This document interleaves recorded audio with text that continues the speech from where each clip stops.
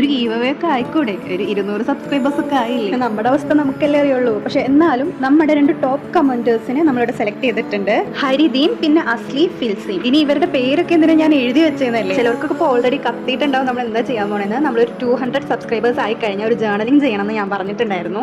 അപ്പോൾ പിന്നെ നമ്മുടെ ഈ 2 ടോപ്പ് കമന്റേഴ്സിന്റെ പേര് കൂടെ നമുക്കതിൽ അറ്റാച്ച് ചെയ്യാൻ വിചാരിച്ചു. ഒരു കൈൻഡ് ഓഫ് ഗീവ് അവേ അല്ലെങ്കിൽ ഒരു താങ്ക്സ് ഗിവിംഗ് പോലെ.